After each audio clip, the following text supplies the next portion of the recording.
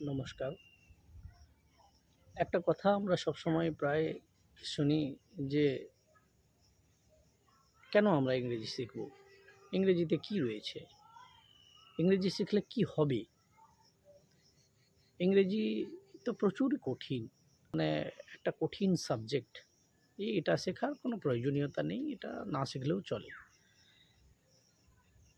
তো আমার আজকের টপিক মূলত এই ইংরেজি শিখব কেন? এই বিষয়ের উপরেই মূলত আমার এই টপিকটা। তো সুপ্রিয় দর্শক মণ্ডলী, আপনারা যারা আমার এই ভিডিওটা দেখছেন তাদেরকে প্রত্যেককে আমার অন্তর থেকে স্বাগত জানাই। আশা করি শেষ পর্যন্ত ভিডিওটা দেখবেন, তাতে কিছুটা হলেও আপনাদের উপকার হবে, এবং যদি উপকার হয়ে থাকে তাহলে ছোট্ট করে একটা লাইক এবং শেয়ার দিয়ে আমার দেখুন, 1947 সালে আমরা স্বাধীনতা লাভ করেছি, কিন্তু আমরা কি পেরেছি ইংরেজদের যে বিভিন্ন রেখে যাওয়া স্মৃতিসৌধ, তাদের যে ছেড়ে যাওয়া ভাষা, ইংরেজি ভাষাকে আমাদের জীবনশৈলী থেকে কি দূরে সরিয়ে রাখতে পেরেছি? পারিনি।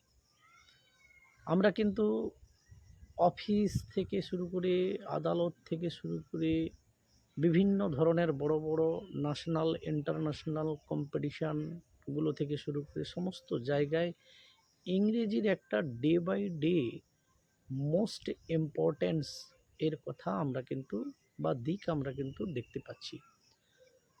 তো সেই দিকগুলোর উপর নির্ভর করে আমি বেশ কয়েকটি পয়েন্টের কথা কিন্তু আমার এই ভিডিওর মধ্যে তুলে ধরব। আপনারা নিশ্চয়ই সেগুলোকে ঠিক না ভুল বিবেচনা করবেন, এবং নিশ্চয়ই আপনাদের মূল্যবান মতামত কমেন্টের মাধ্যমে আমাকে জানাবেন। আমি আগামী ভবিষ্যতে হয়তো তার উপর ভিডিও অবশ্যই করব, হয়তো নয়, অবশ্যই আমি ভিডিও করে সেইগুলোর সমাধান করার চেষ্টা করব। তো চলুন জেনে নেওয়া যাক যে ইংরেজি শিখব কেন? Why should we learn English? All over the world, 1.27 billion people are talking in English. এবং এটা হচ্ছে শুধু বিশ্বের নয়, আমাদের ভারতবর্ষের পরিসংখ্যানটাও আপনাকে চমকে দেবে। প্রায় 125 মিলিয়ন মানুষজন কিন্তু ইংরেজি ভাষার মধ্য দিয়ে কথোপকথন করে থাকে। তাহলে আমি বা আপনি কেন শিখব না? এবং এই শেখার পেছনে একটা অন্য যে দিক রয়েছে, অন্য যে বিষয় রয়েছে, সেগুলো আমি আপনাদেরকে তুলে ধরবো মূলত আজকের। সেই জন্যই তো আমার আজকের এই ভিডিও।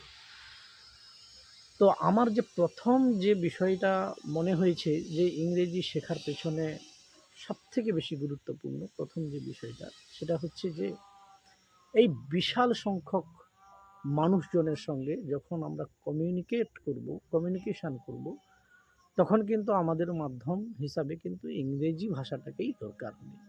না হলে দৈনন্দিন জীবনের প্রয়োজনীয়তা বলুন, আর তাদের সঙ্গে কোনো কিছু বস্তু বিষয়, আর্থিক আদান প্রদান বলুন, কিছুই কিন্তু করতে পারবো না।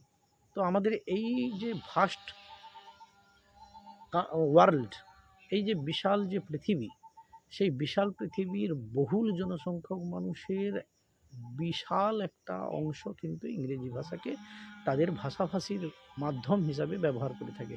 তাহলে কোথাও না কোথাও থেকে তাদের সঙ্গে যদি আমি মিশতে চাই, তাদের সঙ্গে যদি আমি কিছু বলতে চাই, তাদের কাছ থেকে যদি কিছু পেতে চাই বা তাদেরকে কিছু দিতে চাই, তাহলে আমাদেরকে কিন্তু ইংরেজি ভাষাতে কথা বলতেই হবে। নেক্সট যে বিষয়টা আমার কাছে মনে হয়েছে অত্যন্ত গুরুত্বপূর্ণ বিষয়, সেটা হচ্ছে যে বুস্ট আওয়ার কেরিয়ার অপরচুনিটিস। অর্থাৎ আমি যদি ইংরেজিটা জানি, আমার যদি ইংরেজিটা জানা থাকে, তাহলে আমার কমিউনিকেশান লেভেল তো স্ট্যান্ডার্ড হবেই। তার সাথে সাথে কোথাও যে আমাদের ক্যারিয়ার, আমাদের যে জীবিকা, সেই জীবিকা বা প্রফেশন, সেই প্রফেশনের ক্ষেত্রে কোথাও একটা মারাত্মক ভূমিকা পালন করে থাকে এই ইংরেজি বিষয়টা। দেখুন, আজকের দিনে আমি বলবো না যে শুধু পশ্চিমবঙ্গের মানুষ বাংলা বলে, বা অন্য ওড়িশায় ওড়িয়া বলে, তারপরে গুজরাটে গুজরাটি বলে, বিহারে বিহারি বলে, উত্তরপ্রদেশে হিন্দি বলে। এইসব আমাদের ভারতবর্ষ তো বহু ভাষাভাষীর দেশ, সেই জায়গায় থেকেও 125 মিলিয়ন মানুষ কিন্তু ইংরেজিতে কথা বলছে।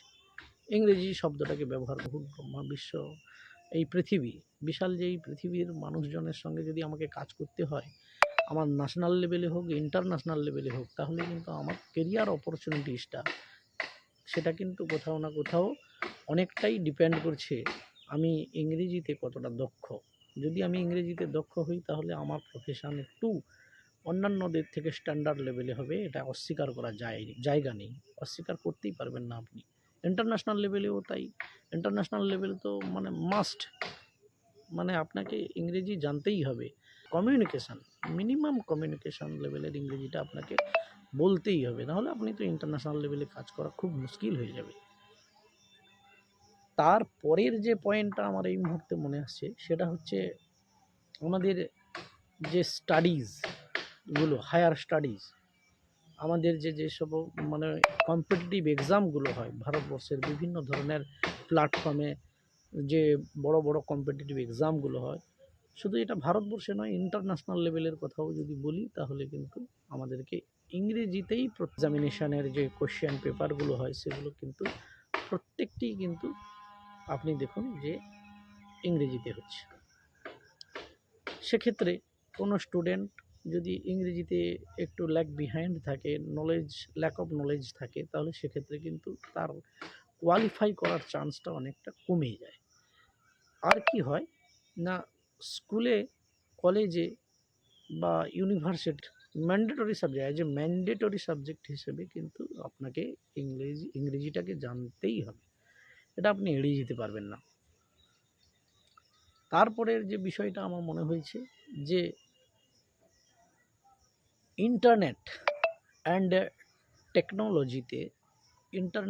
টেকনোলজিতে যে ল্যাঙ্গুয়েজটাকে হিউজ পরিমাণে ব্যবহার করা হয় সেটা হচ্ছে ইংরেজি।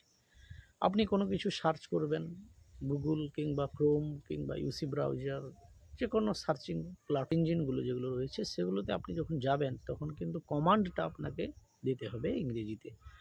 তো সেক্ষেত্রে ইংরেজিটা জানলে আপনি একটা স্ট্রং কমান্ড দিলেন এবং আপনার কমান্ড যেরকম হবে রেজাল্টও কিন্তু, সার্চ রেজাল্টও কিন্তু সেরকমই আসবে। সেক্ষেত্রে আপনাকে ইংরেজি জানতেই হবে। তাছাড়া ইংরেজির যে ইন্টারনেটের বা টেকনোলজির যে সমস্ত ভাষা, টেকনিক্যাল ভাষা, সেগুলোও কিন্তু আপনি ইংরেজি ছাড়া আপনি অন্যান্য ভাষাতে দুষ্কর, মানে তার অর্থ উদ্ধার করাই দুষ্কর ব্যাপার। এটা যেমন একটা বিষয় রয়েছে, তেমন আমার মনে হয় যে নেক্সট যে পয়েন্টের কথাটা আমার মাথায় আসছে সেটা হচ্ছে আমাদের যদি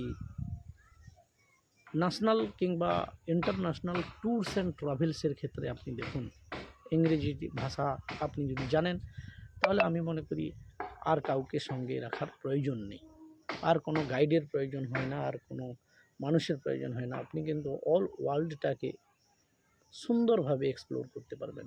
যে কোনো জায়গা থেকে হোটেল বুকিং থেকে শুরু করে, তা আপনার যে কোনো রেস্তোরাঁয় গিয়ে খাবার অর্ডার থেকে শুরু করে, বিল কালেকশান থেকে শুরু করে, বিল পেমেন্ট থেকে শুরু করে, everything A to Z you can do yourself.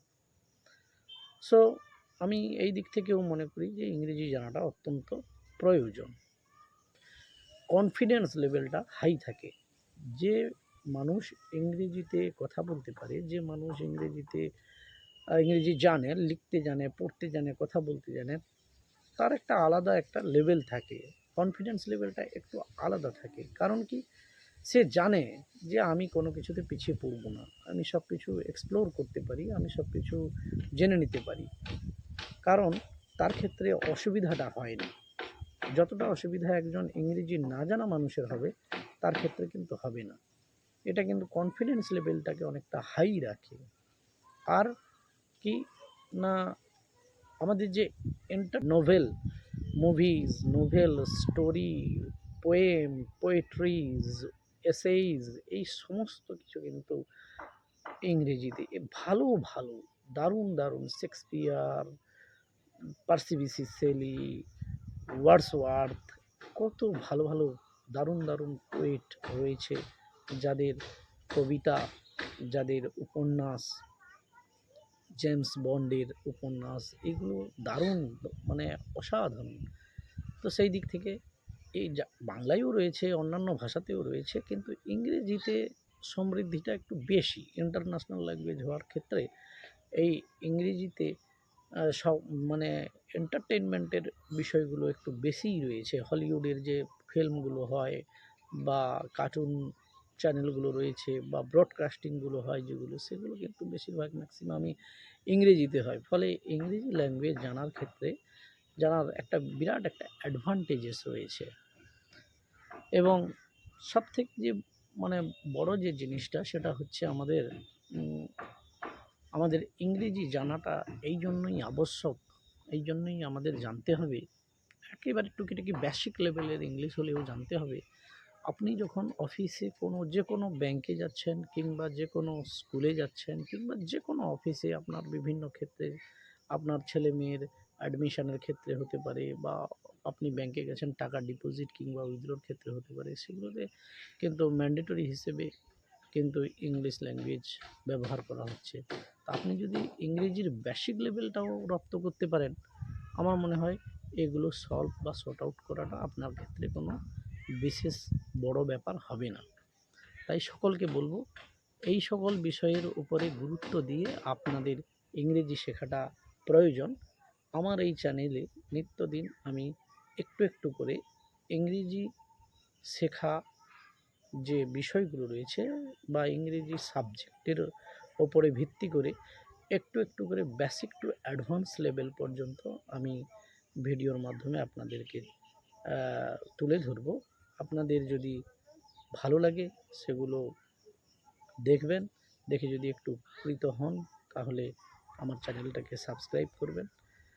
আর এই ভিডিও যাদের প্রয়োজন নেই তারা স্কিপ করে যেতে পারেন। ধন্যবাদ, ভালো থাকবেন। জয় হিন্দ, বন্দে মাতরম, জয় শ্রীরাম।